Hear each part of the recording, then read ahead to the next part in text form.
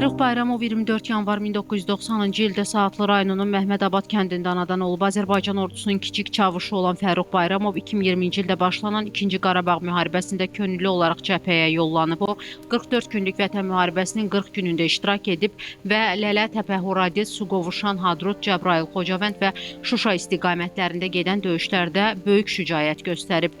Fərrux Bayramov 4 noyabr 2020-ci ildə Şuşa uğrunda gedən ağır döyüşlər zamanı qəhrəmancasına şəhid olub. Azərbaycanın ərazi bütövlüyünün bərpası uğrunda aparılan döyüş əməliyyatlarında göstərdiyi igidliyə görə hərbi hissə qarşısında qoyulmuş tapşırıqları layiqincə və şərəflə yerinə yetirdiyinə görə Azərbaycan Prezidenti İlham Əliyevin müvafiq sərəncamları ilə Fərrux Bayramov ölümündən sonra Vətən uğrunda Cəbrayılın azad olunmasına görə, Xocavəndin azad olunmasına görə, Şuşanın azad olunmasına görə, igidliyə görə medalları, həmçinin 3-cü dərəcəli Vətənə xidmətə görə ordeni ilə təltif edilib.